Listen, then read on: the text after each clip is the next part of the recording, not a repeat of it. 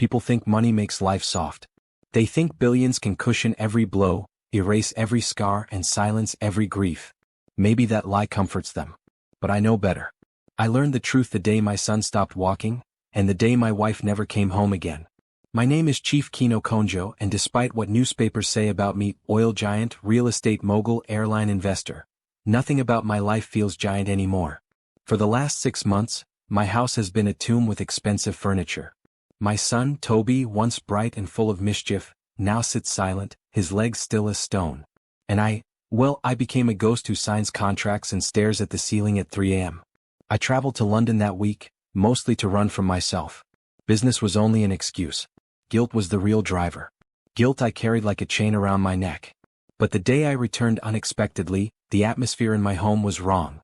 My staff moved like ants whose hill had been kicked. They whispered, hid their phones, avoided my eyes. "Where is my sister?" I asked one of the guards. "Inside, sir. With Toby." Something tightened in my chest. I walked down the hallway, the same hallway I walked every day without feeling a thing. But that day something felt different. There was a sound drifting through the corridor. Not crying. Not the nurse's dull chatter. A soft hum. And then, laughter. Laughter? My steps slowed. My son hadn't laughed in months. He barely spoke. Half the therapists I hired failed to get more than 2 words out of him. But now laughter, light, pure, floated through the air like a forgotten melody. I rounded the corner and saw something that made me stop breathing. A young woman, thin, dark-skinned, wearing a simple blue gown, was dancing in the middle of my son's playroom. Dancing. Not like someone performing for an audience, but like someone trying to draw sunlight into a dark room.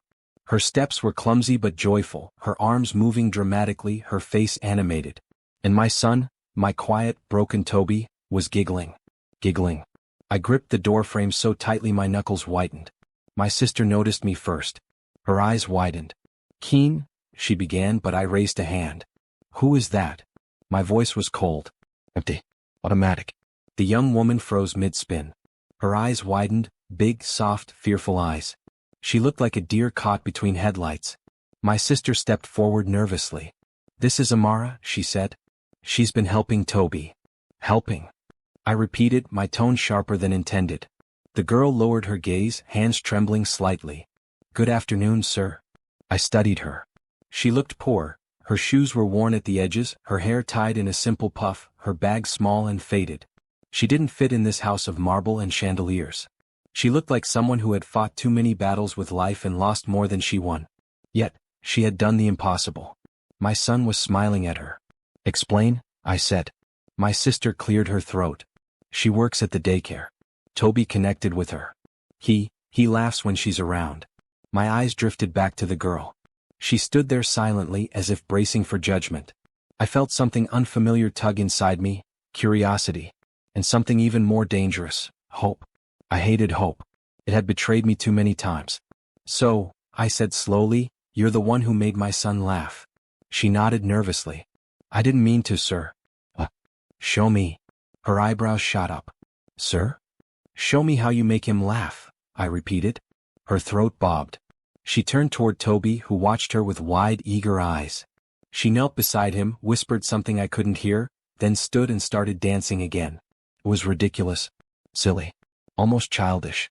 But my son's face lit up. A small smile. Then giggles. Then laughter. Real, full laughter that made my chest burn. Not from pain but from something I hadn't felt in months. Relief. For a moment I forgot how to breathe. When she finished, she looked at me timidly like she expected to be thrown out.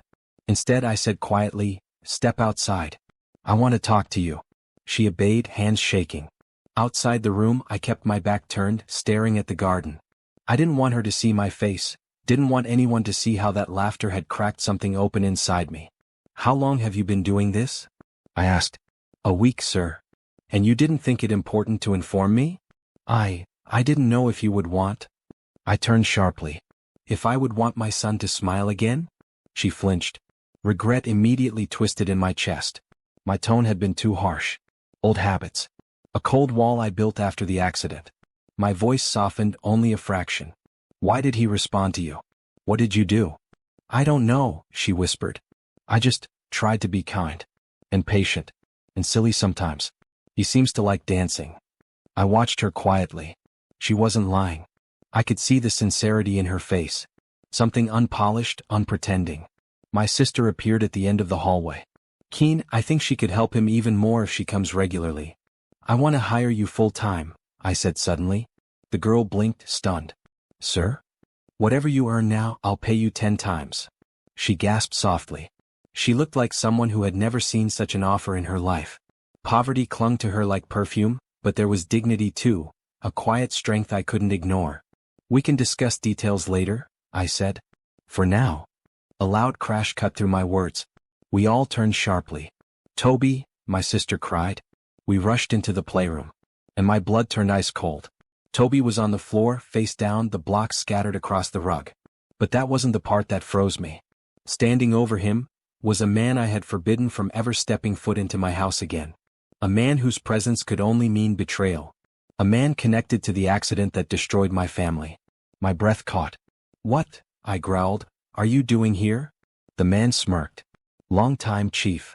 Before I could step forward, the door slammed shut behind us, locked. My son whimpered. Amara screamed. And I knew everything was about to explode. The moment that door slammed, the sound cut through my chest like a blade. The room fell into a thick silence, except for Toby's soft whimpering and Amara's quick, shallow breaths. I moved instantly toward my son, but the man blocking my path stepped forward, raising a hand as if to keep me back. The audacity. Touch him, I said quietly, and I promise you won't leave this house on your own legs. The man gave a dry laugh. Relax, Chief. I didn't come here to harm your precious boy. His words stung because for a second I saw red. Then why are you here? I asked, sweeping him from head to toe. He was the same as the last time I saw him, lean with a shifty glance, always looking like he had something to hide. Chuka. My late wife's cousin. A man who brought trouble like rain clouds. A man I personally threw out of this house after the accident. I came to talk, he said simply. By sneaking into my son's room?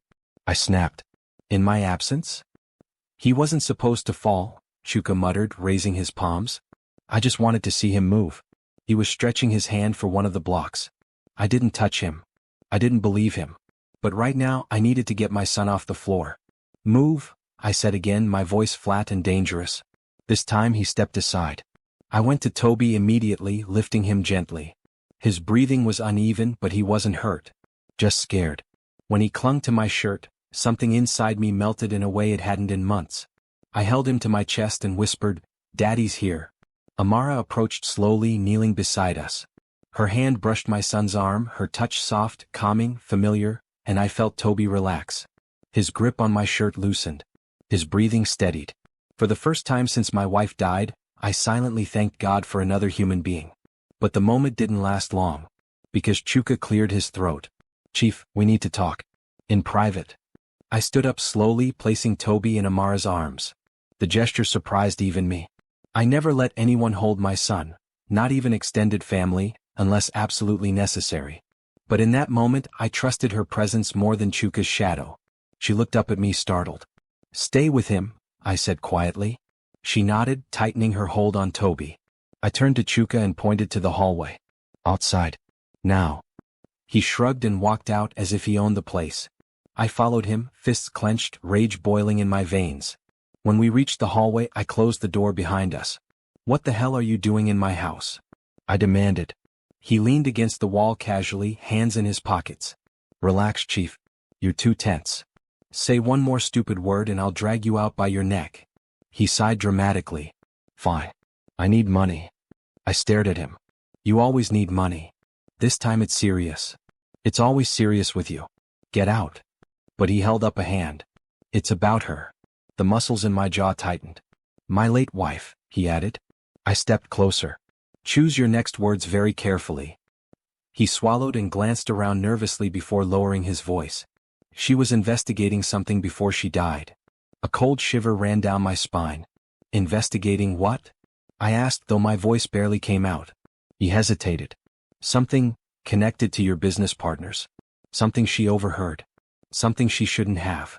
My heart thudded in my chest. I grabbed his shirt. Stop speaking in riddles.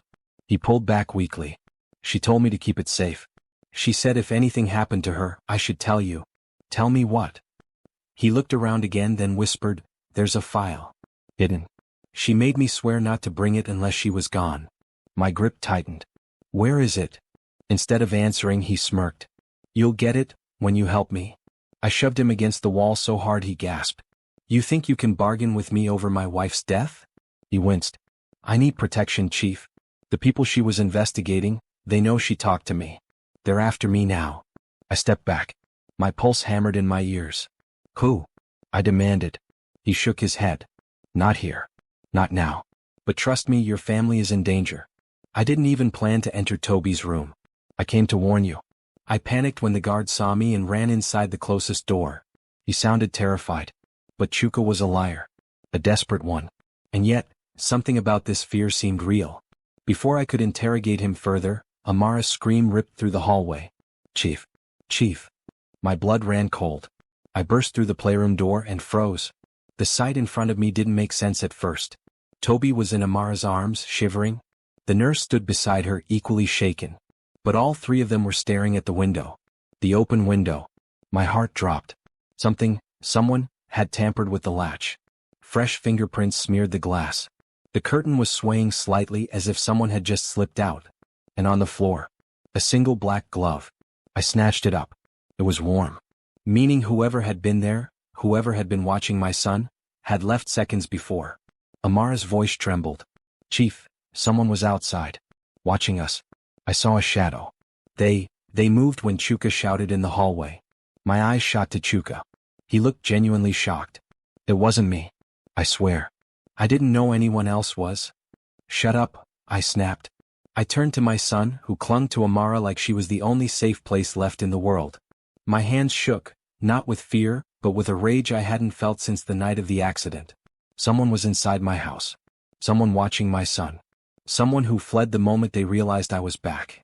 My sister rushed in breathless. What happened? I handed her the glove. She gasped. This isn't from any of the staff. Exactly. I turned slowly, scanning the room. My voice came out in a low, deadly whisper. Everyone leaves. Everyone except Amara. The nurse nodded and hurried out. My sister followed, taking Chuka by the arm.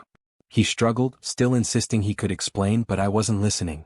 When the room finally emptied, only Amara, my trembling son, and I remained. I approached her. She looked frightened but held my eye. Brave girl. Tell me everything you saw, I said. She swallowed. I was trying to calm Toby. I went to close the curtains because the wind kept blowing them, and then I saw it. Saw what? A face. My blood went cold. She continued, voice shaking. A man. Standing just outside the window. Looking inside. He moved back when he saw me, but the light hit him for a second. He wasn't wearing a mask.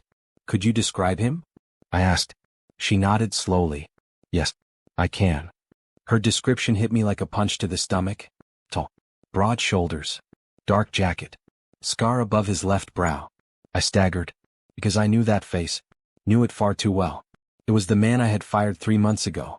The same man who threatened me afterward. The same man who blamed me for ruining his life. The same man connected to the accident. Amara looked up at me, confused.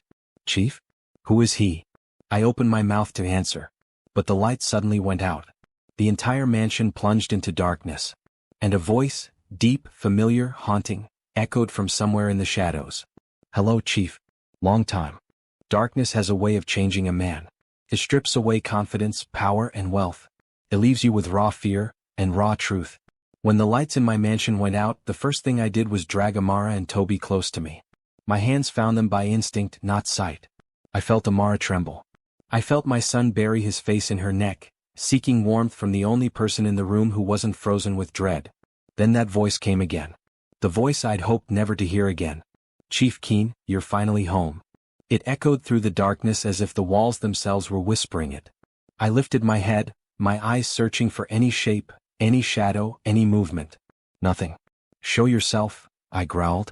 A chuckle drifted from the far end of the room. Slow. Mocking. Confident. I have been here, the voice said. Watching. Waiting. Your guards didn't even notice. My jaw clenched. My fists curled. A man like me is not used to feeling helpless, not used to being stalked in his own home like prey.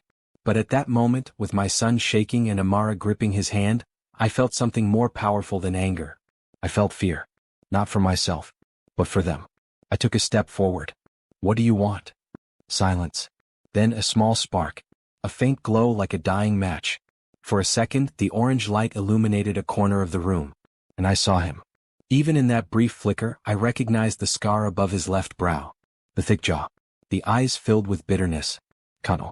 A former security personnel. A man I fired for negligence. A man who swore I would regret it. A man tied too closely to the night of the accident. When the match died, darkness swallowed him again. You shouldn't have come back today, he said from somewhere in the shadows. Your timing ruined everything. I felt Amara shift beside me. Chief, she whispered, the curtains? I think he came through there. I squeezed her arm gently. Not now. What did you want with my son? I asked. My voice came out calm, too calm even for me. He laughed. You really think your boy is safe? You think any of you are safe? I moved forward slowly, trying to create distance between him and Amara. My foot kicked against one of Toby's toy blocks, sending it skittering across the floor. The sound echoed like a gunshot in the silence. Kene's voice hardened. Don't come closer. My breath stilled. Amara's voice wavered. Chief, please? It's fine, I whispered. But truthfully it wasn't fine. Not even close. Why are you here? I said again. Because your wife knew too much. My chest tightened. Not her again. Not the ghost of her last days. Not the secrets I never uncovered. I forced my voice steady. Explain. Kene's tone shifted, becoming colder. She discovered things she wasn't meant to see. Things about your partners. Things about their plans. Plans you were not supposed to find out. What plans? I pushed. That, he said softly, is something your dead wife tried to tell you. But you chose business trips instead. Anger flared in me so fast my breath caught. How dare you speak about her? Because I was there, he shouted. The words cut through the room, through me. There was a gasp behind me. Amara? Or the nurse standing by the door? I wasn't sure anymore. I stepped deeper into the darkness. What do you mean you were there? Another brief spark lit the room, another match. In that flash, I saw his rage, his trembling fingers, his sweaty forehead. Then the light was gone again. I was the last person she spoke to, he said. She came to me with the file. She said you were in danger. I didn't understand. I didn't care. I thought she was being dramatic. I told her to come back when she was calm. His voice cracked slightly. And then she drove off, and the accident happened. A long, suffocating silence followed. My throat tightened. My chest burned. I swallowed hard against the storm of grief I had suppressed for half a year. You're saying, I said slowly, that my wife came to you before she died? Yes. And she gave you a file? He hesitated. She gave it to someone else. Not me. My pulse spiked. Who? His answer was a whisper. Your sister. Everything inside me stopped. The air. The sounds. Even time. My sister? My own blood? The quiet, gentle woman who loved my wife like a twin? The woman who brought Amara here? The woman who swore she was helping? Before I could speak, Kene continued. She told your sister that if anything happened to her, the file must reach you. But your sister hid it. She hid the truth from you. That's a lie, I snapped. Ask her, he said. Ask her why she never gave you the file. Ask her what she's been hiding. I opened my mouth, but a sudden loud thud made me freeze. The lights flickered back on. Bright. Blinding. Exposing. And there he was. Kene stood near the window, breathing heavily, sweat on his brow, eyes wild. But it wasn't his posture that made my heart lurch. It was the gun in his hand. Amara screamed. Toby buried his face. The nurse gasped. Kene aimed the gun at me. Don't move. I raised my hands slowly. Kene, listen to me. No, he snapped. I listened to you for years. Watched you take decisions that ruin people's lives. Watched you climb higher while the rest of us stayed below. Now, you'll listen to me. My eyes scanned the room. No guards. No reinforcements. Just bright lights, broken toys, and a terrified young woman holding my son like her life depended on it. And maybe it did. What do you want? I asked. He pointed the gun at Amara. I want her to step away from the boy. My heart hammered. No. His hand shook. Chief, don't make me shoot. I stepped forward. Shoot me, not them. But he swung the gun toward me. Stay back. Amara's voice broke. Please, don't hurt him, or the child. Her plea seemed to agitate him more. He grabbed the curtain with one hand, trying to pull it back fully, maybe to create an escape route. But the moment he pulled it, the rod snapped. The heavy curtain dropped. He stumbled. The gun slipped from his hand. We all froze. The gun hit the floor with a sharp metallic clatter. And it slid. Past me. Past Amara. Right to the foot of the person standing in the doorway. A figure I didn't even realize had entered. My sister. Her eyes were wide. Her face pale. And her foot rested on the gun. Kene looked at her, breathless. Maureen, move. Move your foot. But she didn't. She stared at him, then at me, then back at him. And the expression on her face made my blood turn cold.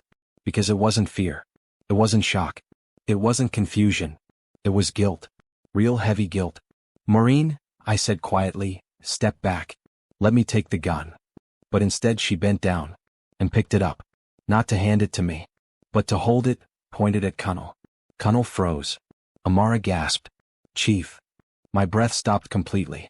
My sister whispered, voice trembling, Kene, you weren't supposed to come back. He stared at her, horror spreading across his face. You, he rasped. You were working with them? She tightened her grip on the gun. And what she said next nearly shattered me. I'm so sorry. I never wanted you to find out like this. I did not sleep that night. Every time I closed my eyes, I saw her. The girl with the bright eyes, the thin waist, the quick feet, the courage, the tenderness, the innocence. Mara. And every time she twirled inside my mind, I heard Daniel's laughter, soft but real, the first true laugh I had heard from my son in months. But mixed with that small miracle was something I had not felt in years. Fear. A strange fear, one that I could not fully explain. The fear that someone like her, someone that light, that simple, that unprotected, had stepped into the shadows of my life. Shadows I had created myself. Shadows I had never let anyone else enter.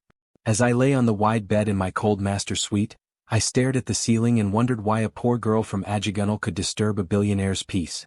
I could not decide if it was annoyance, or something dangerously close to admiration. By dawn I still hadn't slept. I showered, dressed in a gray kaftan and walked downstairs. The house was quiet the way I liked it. No unnecessary laughter. No chatter. Just the low hum of the security system and the faint scent of polished wood. When I stepped into the hallway that led to Daniel's room, my chest tightened. I paused at his door. Should I go in? See him? Watch the damage my choices had caused? My fingers hovered on the doorknob. Then I turned away. Not today.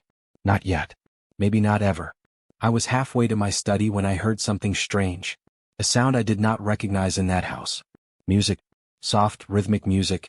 Not the stiff classical pieces Daniel's therapists preferred. This one had bounce. It had warmth. It had life. I froze. No staff member in my house was foolish enough to play music during working hours. And then I heard it. A small laugh. Daniel's laugh. My heart slammed against my ribs. I walked toward the sound like a man possessed. Past the dining room. Past the art hallway. Past the indoor garden. And there they were again. In the same living room I had found them yesterday. Daniel in his chair. And her. Mara. Dancing. Her feet moved lightly across the marble floor, her poor girl's slippers almost sliding. Her arms moved with a softness that made her body look like water. She spun, she stepped, she dipped.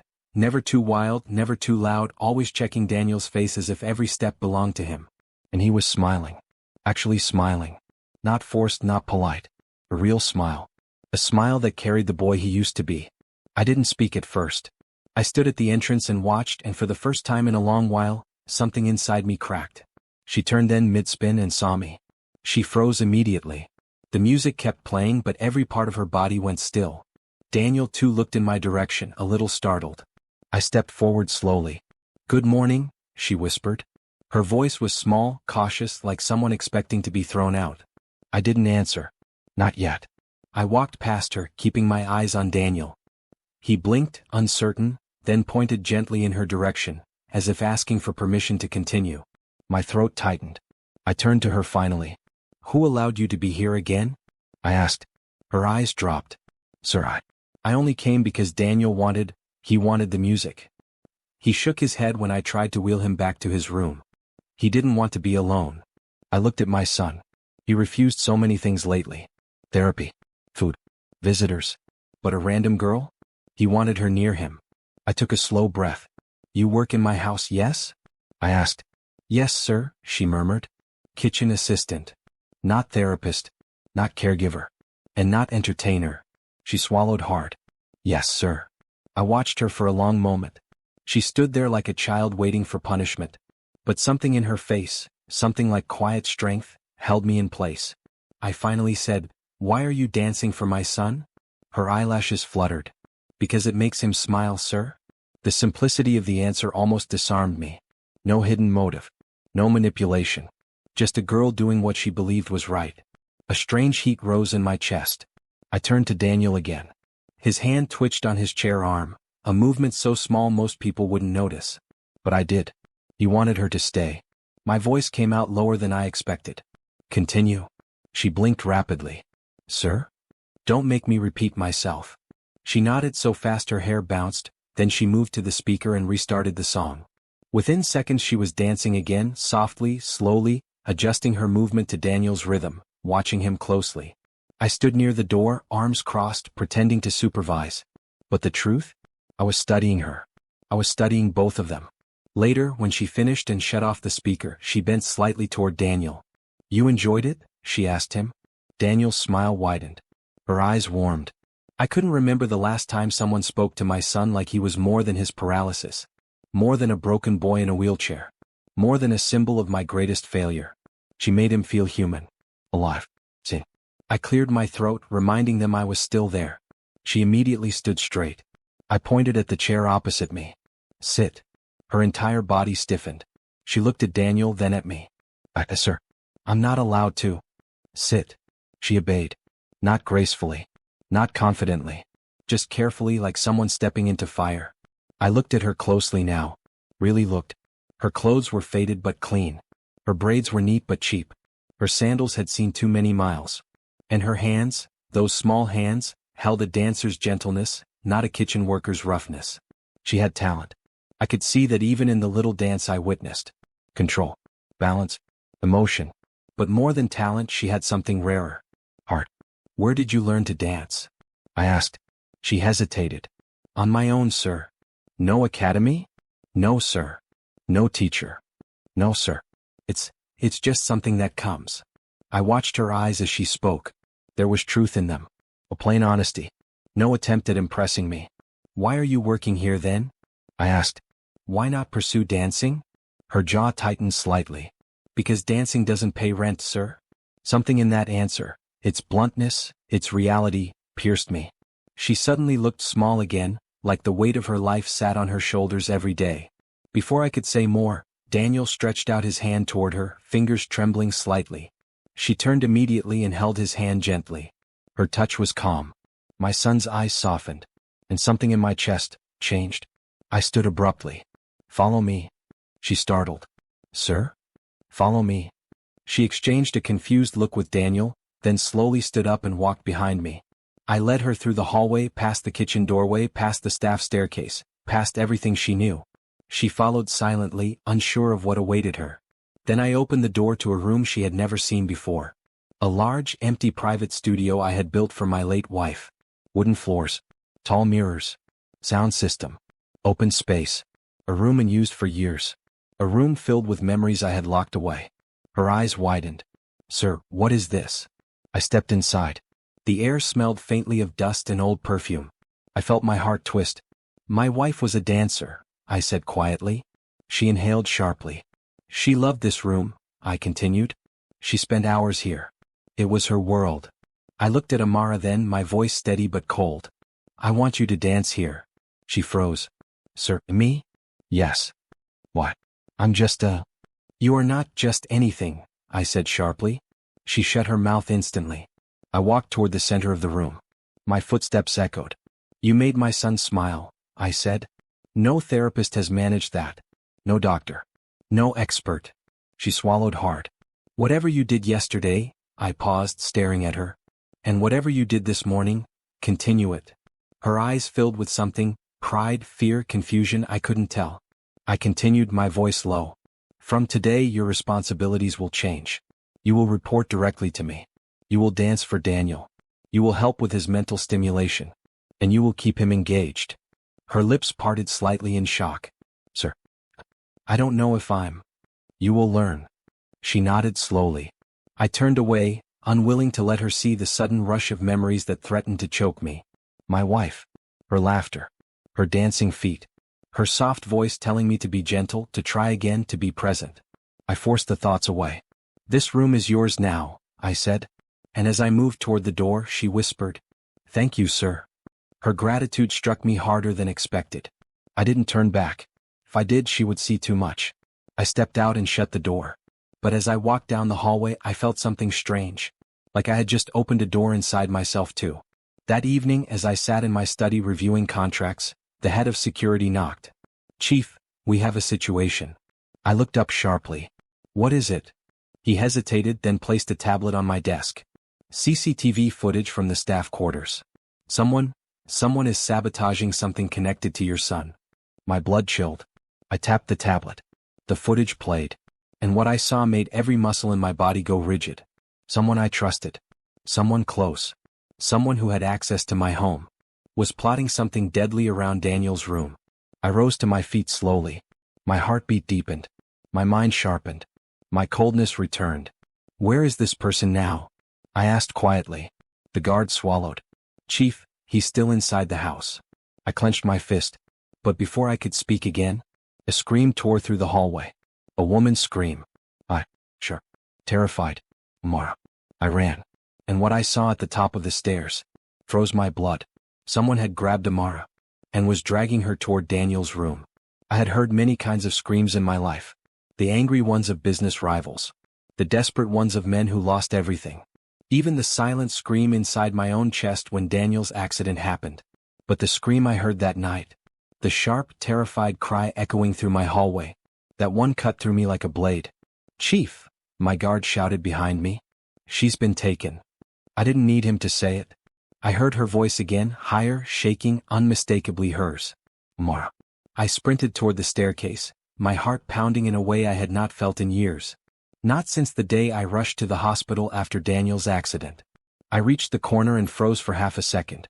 A man, one of my own household staff, someone I had greeted, paid, trusted, was dragging Amara by the wrist. She stumbled, struggling, fear all over her face. He pulled her toward Daniel's wing with a force that made my blood boil instantly. I didn't think. I didn't plan. I moved. "Leave her," I roared. My voice hit the walls like thunder. The man jerked, startled, and Amara used the moment to twist away. He grabbed at her again, but I reached him before he could pull her. I slammed him against the wall. The impact shook the hallway. "What do you think you're doing?" I growled, my face inches from his. He stuttered, voice shaking. "See, Chief, I can explain." "You will explain to the police?" I snapped. Amara pressed her back to the opposite wall, one hand on her chest, panting hard. Tears glistened on her cheeks. Her wrist was red where he had grabbed her. Red enough to make me want to break every bone in the man's hand. "Sir," she whispered, voice trembling. He said I should follow him. "You said you sent him." When I refused, The man burst out, "I didn't touch her. She's lying." I tightened my grip on his collar. "I saw the footage," I said coldly, "of what you planted near Daniel's room." His eyes widened. And that was when I knew he thought no one had noticed. He froze like a coward caught in his own trap. I dragged him toward the stairs, signaling my guard. 2 security officers rushed in and restrained him. He fought, kicking wildly. "You don't understand," he shouted. "I was just helping someone. They said if I didn't." "Who?" I snapped. He shut his mouth instantly. I stepped closer, lowering my voice. "You can protect them, or you can save yourself. Choose wisely." He looked away. "Coward." I turned to my head of security. "Take him downstairs. I'll deal with him myself." "Yes, Chief." As they dragged him off, I went to Amara. She stood stiffly, hands trembling, fighting tears. "Are you hurt?" I demanded. She shook her head. "No. I mean, my wrist hurts, but, sir, I'm okay." I took her hand gently before she could hide it. Her wrist was swollen. New fingerprints marked her brown skin. Something broke in me. That someone dared to touch her like that. In my house. Under my protection. Because of my son. A cold anger settled deep inside my bones. "I'm taking you to the medical room," I said. "But sir?" No argument. I walked beside her, not rushing her steps, even though I wanted to march back and tear information out of that man. We reached the private clinic room and I motioned for the nurse on duty. While she examined Amara's wrist, I paced the small space like a caged animal. Every second that passed made the truth louder. Someone inside my circle was targeting my son. And Amara had walked straight into their net without knowing. The nurse wrapped her wrist. "It's just a strain, Chief. She'll be fine." I nodded, but my eyes were on Amara. She sat on the bed looking lost, small and shaken, but not broken. Never broken. Her eyes found mine. "Sir, why would anyone want to take me to Daniel's room?" I exhaled slowly, rubbing a hand across my face. "You were not the target," I said finally. "Daniel was." She gasped softly. I pulled up a chair and sat in front of her.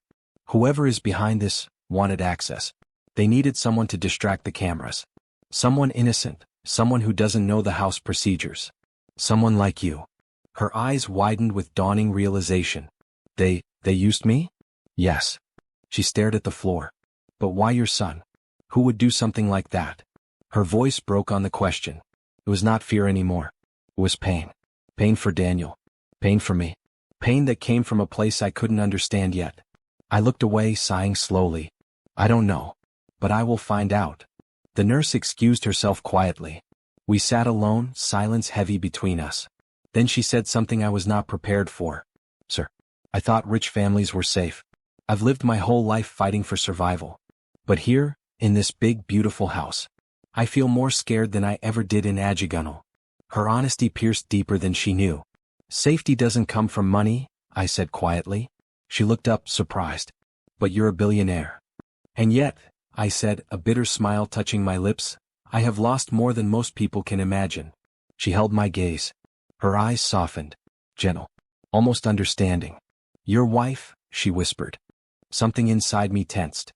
"My wife," I repeated quietly. "And more." She swallowed, waiting. But I didn't say anything else. I couldn't.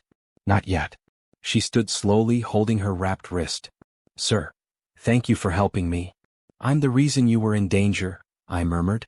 "No," she said softly. "You're the reason I was saved." Her words hit deeper than they should have. She didn't smile. She just looked at me with that strange mix of innocence and courage that made her so different. Then I cleared my throat abruptly. "Go to your quarters for tonight. You'll have escort until I deal with this fully." She hesitated. "Sir, what about Daniel? He'll look for me." Her concern for my son tightened something in my chest. "I'll stay with him," I said. "Go rest." She nodded slowly, still unsure, still shaken, and walked out. I remained in the room for a full minute after she left. Her voice lingered in my ears. Her fear. Her trust. And that final sentence. "You're the reason I was saved." No one had said something like that to me in a long, long time. I went straight to Daniel's room afterward. He was awake, eyes anxious, searching the doorway the moment I stepped inside. He pointed quickly at the clock, then at the hallway, then at the empty space beside him where she normally stood. I shook my head. "She's safe." His shoulders sagged with relief. I went to him and knelt beside his chair. "I won't let anyone hurt you," I whispered. His fingers curled around mine. My son hadn't held my hand willingly since the accident. For a moment I couldn't speak. Then he blinked twice, our old signal for fear. "I know," I murmured. "Someone tried something. But you're safe. I promise you." His eyes glistened. And for the first time in years I felt like a father again. Later, past midnight, my head of security returned. "Chief," he said, voice tight. "We've interrogated him. And?" He didn't act alone. I felt the cold rise in me again. "Who sent him?" I demanded. He swallowed. "We don't know yet. But he said the person is close to you. Someone who knows your routines.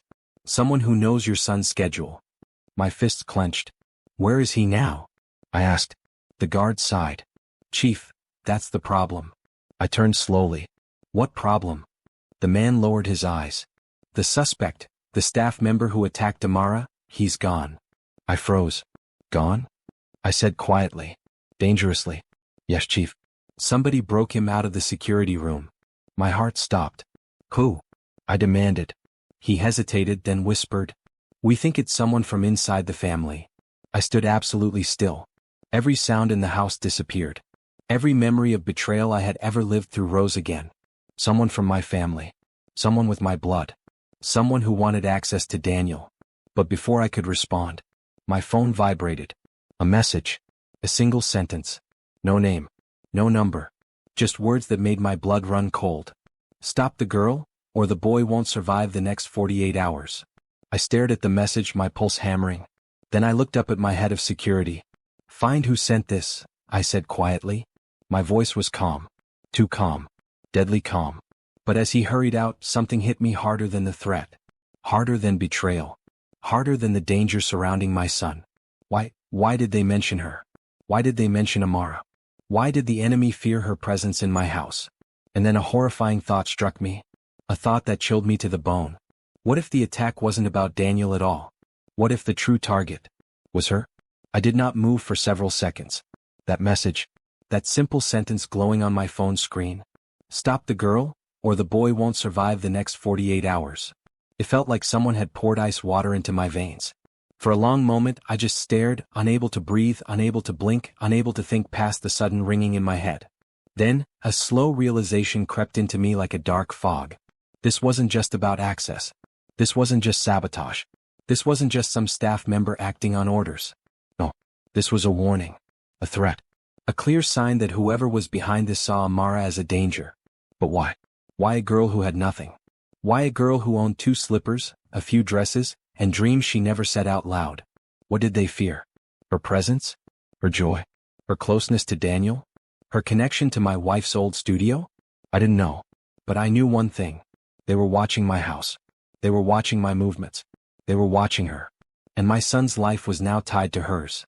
I stood slowly, my body heavy with anger, exhaustion, and something dangerously close to fear. My head of security returned. Chief, we're scanning the network. Whoever sent that message. Find them, I said sharply. No hesitation. No excuses. He nodded and left again. The house felt too quiet. Too still. Like the walls themselves were listening. I walked into the hallway, hands behind my back, controlling every step, every breath, every thought. I knew myself. If I let emotion lead, I would destroy more than I protected. But tonight self-control slipped, even for me. I found myself walking toward the staff quarters. Not rushing. Not running. Just walking with the heavy certainty that something had shifted inside my chest. When I reached the corridor, I saw a figure sitting on the floor beside her door. Amara. She had not gone to bed. She sat curled up, arms around her knees, her head resting on them. Her wrapped wrist lay on top, the bandage stark against her brown skin. Her eyes were open, staring at nothing. The moment she saw me, she quickly stood. Sir. I'm sorry, she whispered, bowing her head like a child who believed everything was her fault. I tried to sleep. I couldn't. I keep hearing his voice, that man. Her voice broke, and something in my chest cracked with it. You're safe here, I said. She nodded, even though fear still clouded her eyes. Follow me, I said. She hesitated. Sir, at this hour? Yes. I turned, expecting her to walk behind me. She did. Quiet, small but strong enough to keep moving. I led her into the private study, a room only a handful of people had ever entered. My late wife used to say the study was the place where I removed my crown, where I stopped being the chief everyone feared and became simply Kene. But I had not removed that crown in years. Tonight, strangely, I wanted to. I motioned for her to sit on the leather chair across from my desk. She lowered herself slowly, as if unsure she belonged in a room like this. I sat opposite her. For a long moment we just looked at each other. Her eyes were still wide from fear, but behind that fear was something else. Curiosity. Concern. Maybe even trust. Sir, am I in trouble? She whispered. No. Did I do something wrong? No. Did I make you angry? No, I said again more firmly. None of this is your fault. She exhaled, relieved but still trembling. I leaned back in my chair. Someone sent me a message tonight. She stiffened immediately. A message? About me? I nodded once. Her face paled. What did it say, sir? I watched her carefully. Then I said the words slowly. Stop the girl, or the boy won't survive the next 48 hours. Her lips parted in shock. Her hands flew to her mouth. Sir, oh no. Daniel? Why would anyone? She couldn't finish. She couldn't even breathe properly. Tears filled her eyes instantly. And I was surprised, genuinely surprised, by how deeply her reaction affected me. Before I realized what I was doing, I walked around the table and placed a hand gently on her shoulder. She flinched, then forced herself still. It's okay, I said, softer than I intended. You're safe. Daniel is safe. I won't let anything happen to either of you. Her tears fell freely now. But sir, they want to hurt him because of me? Yes, I said carefully. Which means you have to be protected. I removed my hand and walked toward the windows. The Lagos skyline glowed in the distance, bright, loud, alive. But tonight it looked dangerous. From now on, I said slowly, you will not walk alone inside this house. A guard will accompany you everywhere. She nodded, wiping her cheeks. You will not go near the staff quarters again, I added. Her brows pulled together. Where will I stay? In the East Guest Wing, I said. It's closer to Daniel's room. Closer to my room. And it is secured. She blinked quickly, overwhelmed. Sir, I don't deserve. This is not about deserving, I cut in. It's about safety. She lowered her head. I studied her again. Her small trembling hands. Her frightened eyes. Her stubborn courage. She had risked nothing to enter my life, yet somehow she had become essential. Not just to Daniel. To me. I did not say it. I could not say it. But the truth lingered anyway. Then she whispered something that made my heart twist. Sir, I'm scared. The words were so soft, so vulnerable, so honest. I turned to her fully. So am I. Her eyes lifted to mine. And in that instant, something unspoken passed between us. A quiet understanding, a connection neither of us planned. But it ended fast. A loud knock hit the door. Chief, my head of security called. Urgent update. I straightened immediately. Enter. He stepped in, face tense. Chief, we checked the phone that sent the threat. It was a private device hidden in the west corridor. I tensed. Where in the corridor? In the ceiling vent, he said. Someone planted it there. Someone with full access. I felt the anger rise again. Who? We're still checking fingerprints. But Chief, there's something else. He handed me a small object sealed in a plastic evidence bag. A charm bracelet. Tiny beads. Small shells. Worn strings. I frowned. What is this? We found it under the vent. It must have fallen from the person who planted the device. I examined it through the plastic. It looked feminine. Precious. Then Amara gasped softly behind me. My head snapped toward her. Her eyes were frozen on the bracelet, wide, terrified, trembling. I stepped closer. Do you recognize this? She swallowed hard. Her voice came out faint. Sir, that bracelet belongs to someone I haven't seen in years. Who? I asked. Her lips shook. Then she whispered the words that made my skin crawl. My sister. I went absolutely still. Her sister. Her missing sister? The sister she spoke of once, briefly, with pain in her voice? The sister who disappeared from their home years ago? I stepped closer, my heartbeat dull and heavy. Are you certain? She nodded, tears filling her eyes again. I made that bracelet for her when we were children. I tied those beads myself. Sir, I know it anywhere. My security chief shifted uncomfortably. So, your sister was in the west corridor? Amara shook her head violently. No. My sister is gone. She left when I was 14. No one has seen her. Sir, she can't be in this house. But the bracelet in the evidence bag glowed like an accusation. I inhaled slowly, a cold certainty sliding into my bones.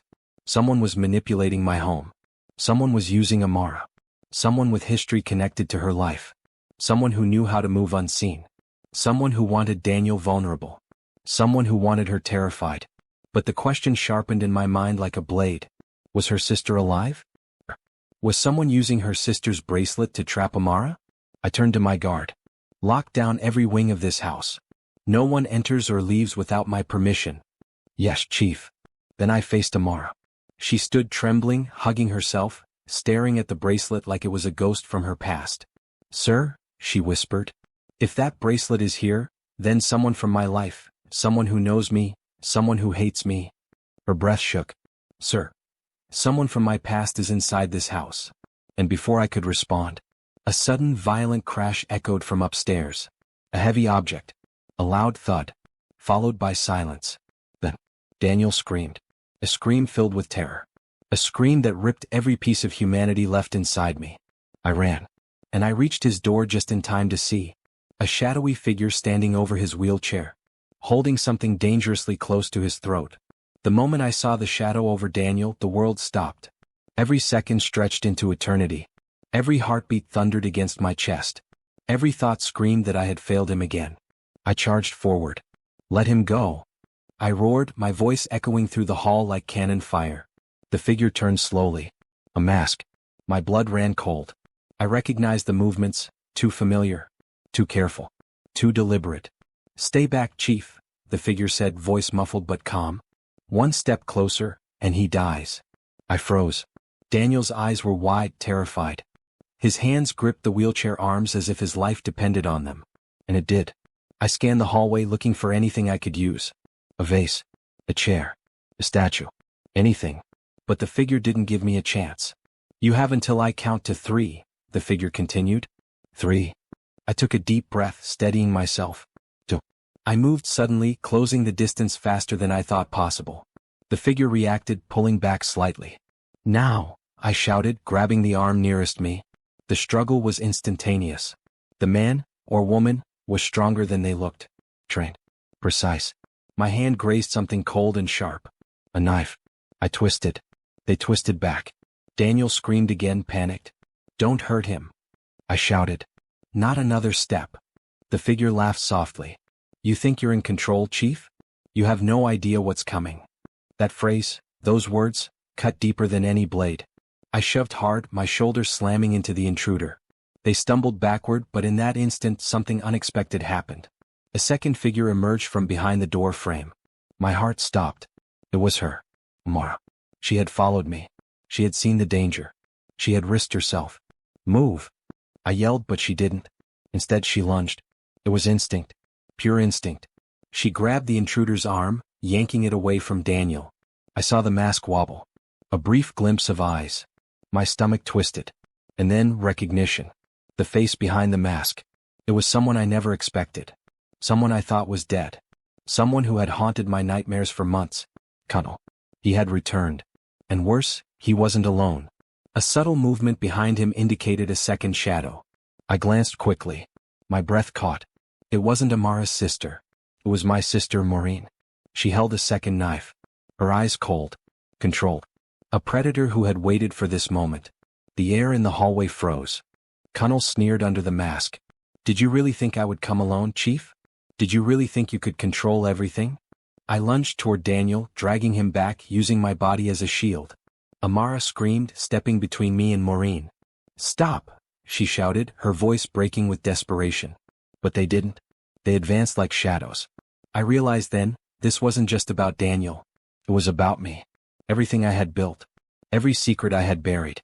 Every betrayal I had ignored. They had waited. They had planned. And now, it was time. I shoved Daniel to the side, breaking free from Kene's grip. Amara grabbed my arm. "Chief, be careful." Her eyes were wide, filled with fear I had never seen before. I gritted my teeth, scanning the hallway. The intruders moved in perfect sync. They were professionals.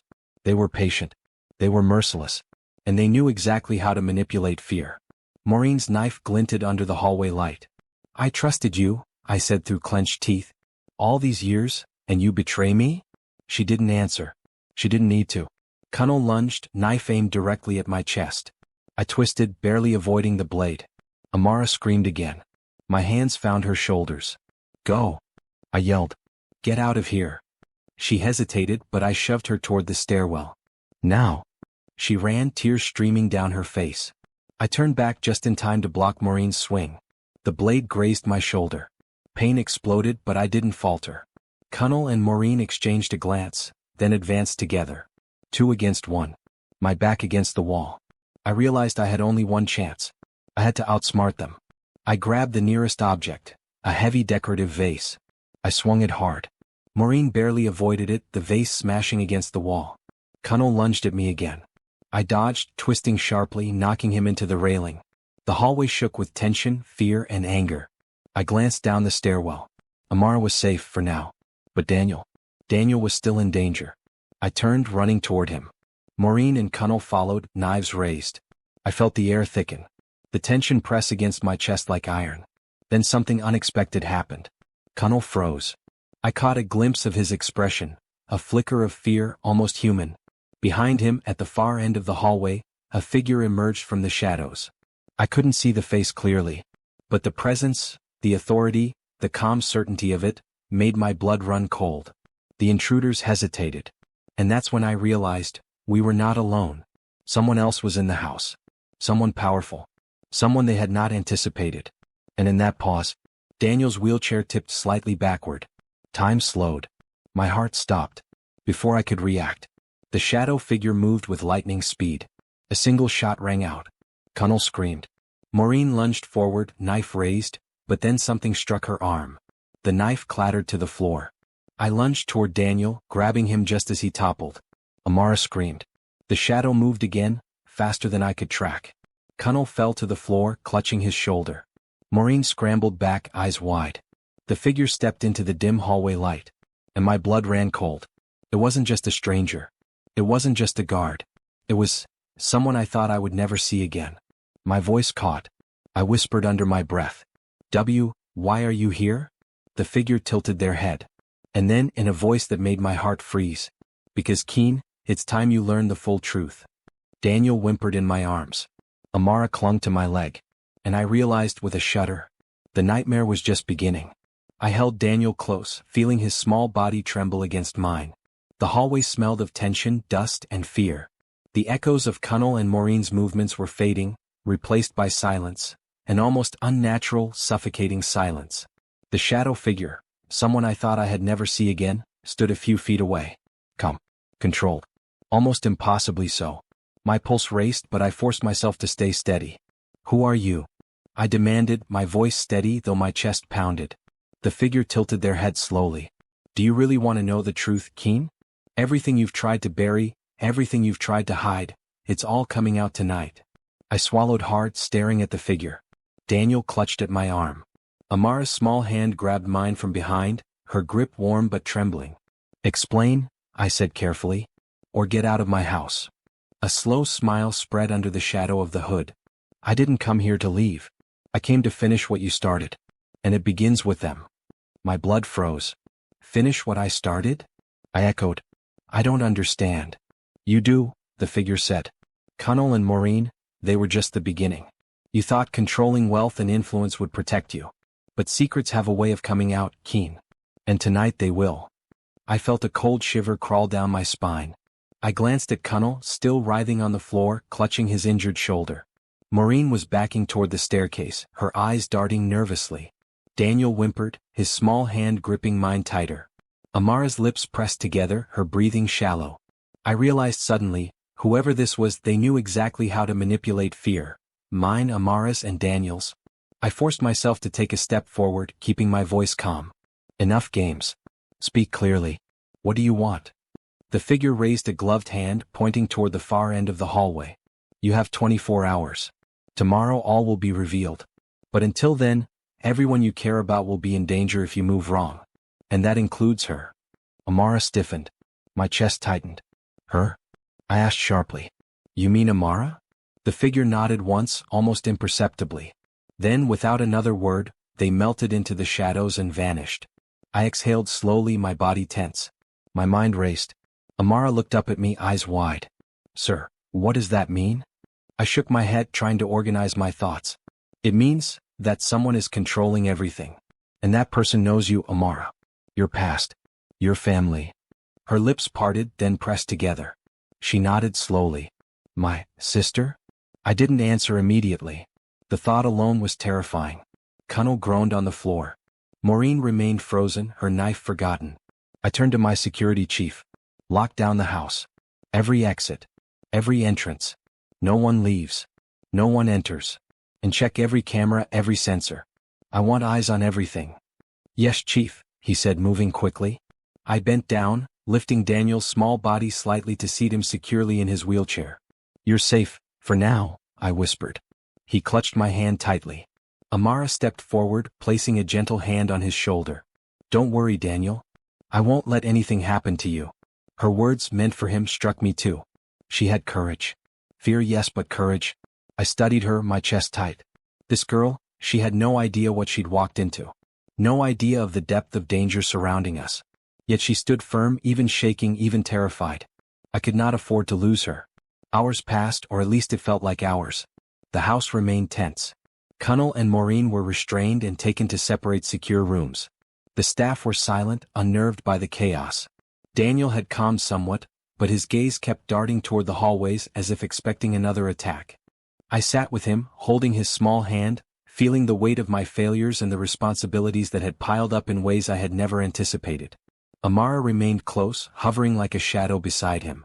I spoke quietly, almost to myself. You don't know what you've walked into, girl. But you're part of this now. Part of our lives. And if you survive this, it will change everything. She didn't answer. She just looked at Daniel, her brow furrowed with worry. And in that moment I realized something crucial. I could protect my son. I could control my home.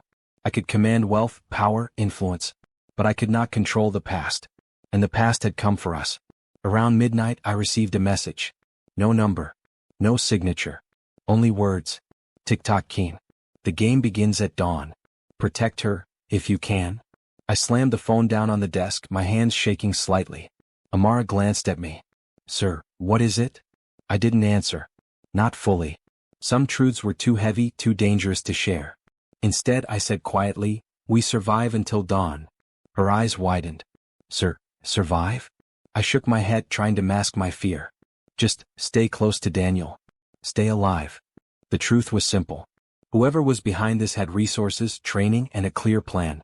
And I had no idea how deep the threat went. Kunnel and Maureen had been the first wave. But the real danger, the one that had sent that masked figure, was still in the house. And I knew one terrifying fact. They were closer than I thought. I spent the night pacing between Daniel's room and the study, making silent mental maps of every door, every window, every blind spot in the house. My body ached, my shoulders still sore from the earlier struggle, my mind exhausted, but I could not rest. Amara sat quietly in the corner, hands folded in her lap, her eyes alert. At one point she spoke softly. Sir, if this is about my sister, what does she want? I stared at her. I don't know. But whoever it is, they are willing to use anyone. Even family. Even children. Even the people we care about most. Her lips trembled. She nodded slowly. I realized then that this girl, this dancer, this poor girl from Ajigunal, had become more than Daniel's companion. She had become part of the shield protecting him.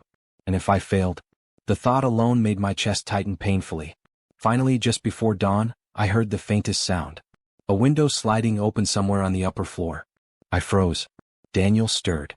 Amara's hand gripped mine. And then, a faint shadow moved down the corridor. I couldn't see clearly, but the presence was unmistakable. Someone was inside.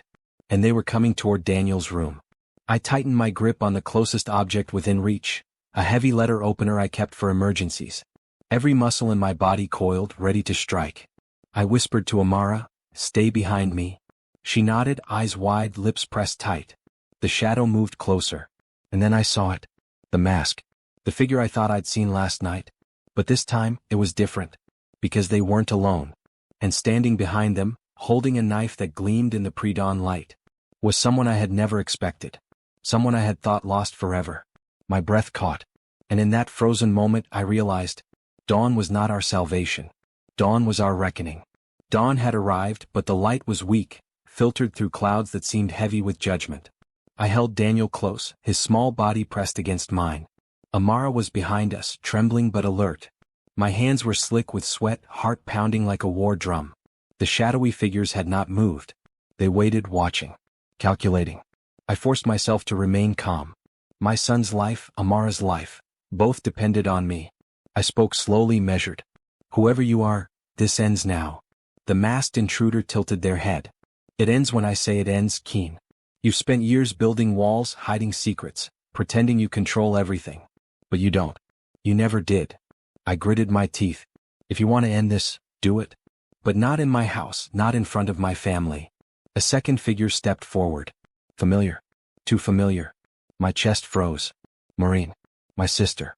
She had returned, not for reconciliation, not for mercy, but to settle old scores. The knife in her hand gleamed in the pale light. And behind her, someone else I hadn't expected, Amara's sister. My mind spun. The bracelets.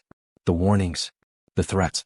It all made sense now, and yet it made everything infinitely worse. You, I whispered. You're alive.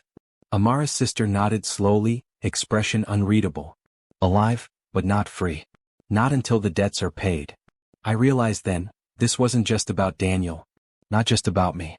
It was about the sins of the past, the betrayals, the greed, the secrets buried in blood and lies. Enough, I said sharply. You want something from me? Take it. But you will not harm my son. Kene, still clutching his injured shoulder, hissed from the floor. Chief, we can't let them. I cut him off with a glare. Silence. They are not the enemy tonight. The enemy is the truth you all tried to bury. Amara stepped forward, her hand reaching for Daniel. Sir, what do we do? I looked at her, feeling the weight of every choice I had ever made. Every decision that had led to this moment. Every secret, every lie, every hidden truth. I faced them, I said. You keep Daniel safe. You keep him close. Amara, you stay with him. No matter what. Her eyes filled with tears. Sir, I'm scared. So am I admitted softly. But fear isn't weakness. It's proof that we care. That we fight. That we survive. I turned toward the three figures, Maureen, Kene, and Amara's sister. My voice was cold, controlled, deadly calm. You want answers. You want justice. You want revenge.